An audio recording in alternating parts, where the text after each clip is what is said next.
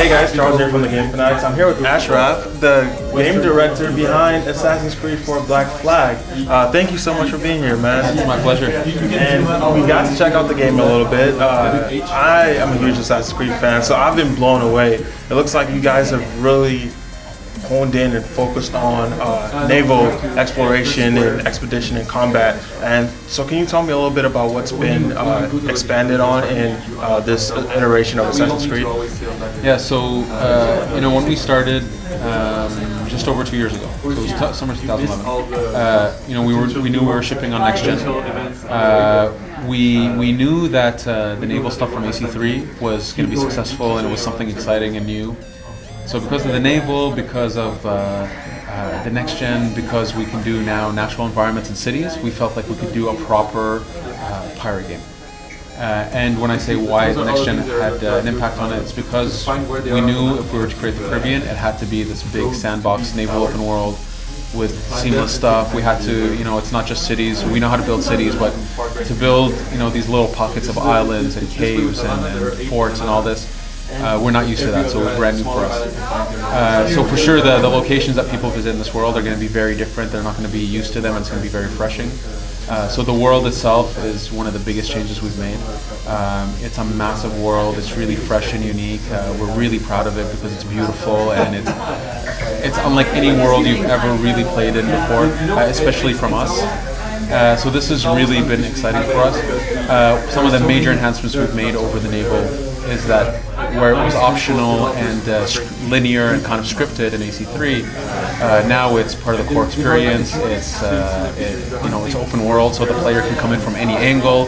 There's a huge progression system that's involved, so you're motivated to go and find the resources and the cargo you need to upgrade the jackdaw, which gets you to discover new locations. And so there's a lot of new stuff in here. I think people are gonna, when they play this game, they're gonna find the comforts of AC. So the character's gonna feel right. The animations are gonna be beautiful. But the world and what you do in this world and the pirate flavor, I think, is going to blow people out of the water. Nice. I know. I thoroughly enjoyed it. So now for players who are not really familiar with Assassin's Creed, I know picking this up for the first time will probably be a little bit daunting for them because there's so much you can do and you have different avenues, to have fun. So is there a way outside of the story that kind of, guides them along in a progression? Yeah, totally. When we started this game, because in AC3 we knew the Desmond story was going to end. Mm-hmm. We wanted that Black Flag to be a game where new players can come in and they don't need to know what has happened before, and so that's narrative, but it also extends to the game mechanics. In the story when you play, we do tutorialize everything properly, and we show you. We get you to understand how the world works. But beyond that, we have a lot of systems. One of the philosophies we have is that we have tutorials that are more like running in the background and watching what you do as a player. So for example, in the fight, if you've been hit a bunch of times and you never countered, all of a sudden counter feedback is going to start coming up on the enemy. So it's a smart tutorial, and we do this in all over the place so that anybody can just pick up the controller, start playing, and the game will just start tutorializing itself to them. Because we know we have a massive game. We know there's a lot of mechanics and a lot of systems, but we want new players to play this game. And for sure, there's going to be new people that want to play a pirate game. So it's there's a lot of stuff, but we actually did put a lot of work to make sure that people can be comfortable ramping into the game. Nice. A little bit more on the pirate feature. So your crew and crewmates, is there, can you recruit new crewmates? How does the management of your crew work? So the crew, there's two parts to the crew. There's the named characters. So for example, Adewale, he's your first mate. He's in the main story. He's very narratively driven. He has his own set of side quests that are linked to him to flesh out his story further. There's other named characters that we're not going to say who they are just yet. And then you have the red shirts. They're the dudes that you can save and you can find in the world and bring them and build up your crew. But they're a bit like cannon fodder. During the boarding, they're gonna die. When you raid forts, they're gonna die. If you're not driving your ship properly during a storm, they can potentially die. So there's a lot of recruiting around the crew itself. You can upgrade the number of crew you can have in the ship, which helps during boarding sequences. Boarding a man of war that has You know, it has like 50 cannons on each side. It has a massive crew, so you need a big crew to fight this one. So yes, so there's a lot to do with the crew itself. Oh, cool. Okay, so now, you know, we're talking about the crew. What about your ship? I imagine that you eventually be able to build up and have a massive ship, or is it how does the ship building work along with your crew? Yes. Yeah. So your ship, it's the Jackdaw. You always have the same ship in the game. Yeah. It's a brig class. So you know, there's a massive progression system. You can pretty much upgrade all the cannons. You can have there's 7 weapons that Jackdaw can carry. You can upgrade to have them, and then upgrade each one even further. You can upgrade the defenses. You can upgrade utility stuff. You can upgrade the number of crew you carry. So there's a huge progression system around the Jackdaw, and it's how we actually pace out the content. Usually in previous ACs, we put up you know, out of bounds walls that block you from accessing certain things that we wanted to wait. We do that a little bit in AC4 for the story. There's certain parts very early in the game that we just need you to do something first. But after the first hour of the game, we open up the whole world. So about an hour and a half in, we open the whole world, and you can go explore any island you want, go any city you want.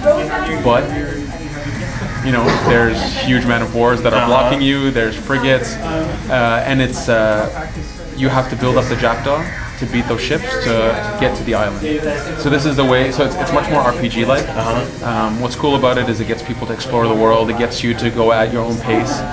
You can go place by place and flesh it out that way. You can try to go to the hardest areas. We give you the feedback on what area is hard, what area is easy. So we put a lot of effort to the progression system and how it plays into the gameplay of everything. Nice. I see, you know, we're demoing it on the PlayStation 4, which is amazing.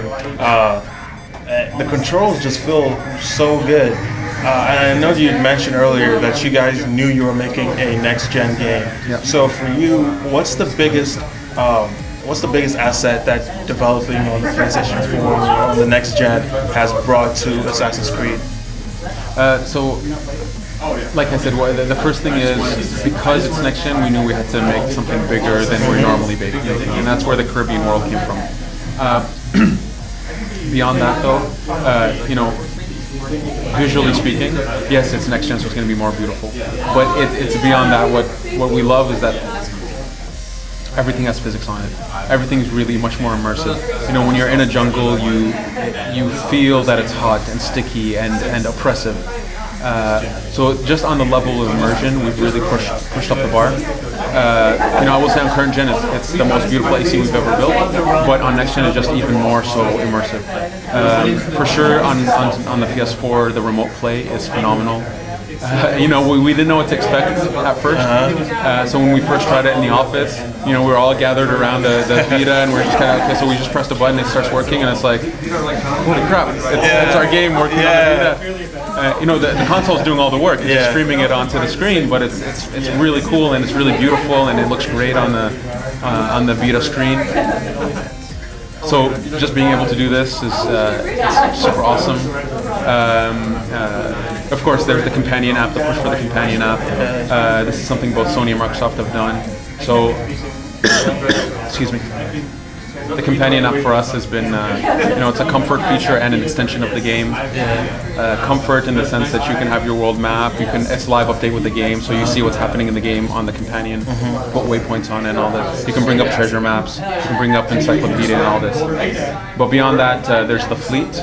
The fleet meta game is you send ships to your fleet and you send them to plunder outside the Caribbean. On the companion app, you can actually jump into those missions and play the missions yourself. So you could be outside, you know, on the bus, and you can be plundering and collecting resources for your Jackdaw. Nice. So we've done a lot of stuff, and the next gen stuff has really helped us push our ideas and push, you know, the beauty of the world.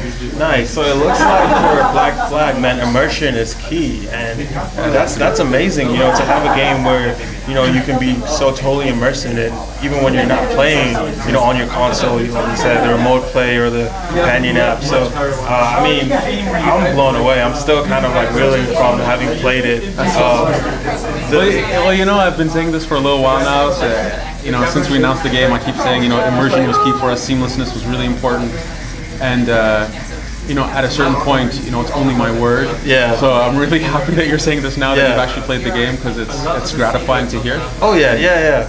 And I know you talked about the immersion, dude.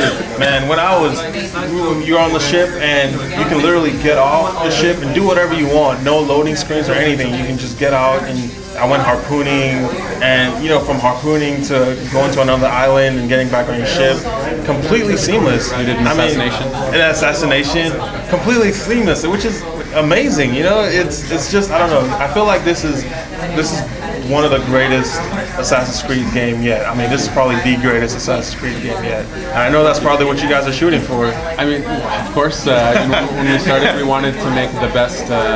We really set out to make the best AC we could make. And I don't want that to sound arrogant, but it was looking at the previous ACs and saying what worked, what did fans love, and bringing those elements back. But beyond that, we were making a pirate game, and we wanted to make the definitive pirate game because it's really hard to do this and give it justice. And we're almost done. It's almost there, and people will tell us if we got it right or wrong. But I love hearing you say that. Yes. Well, hey, thank you so much for your time, and thank you for demoing it. For me, I really had a lot of fun, and I'm sure our fans will have a lot of fun when this game comes out. I mean, it's amazing. Thank you so much. I really appreciate it. My pleasure.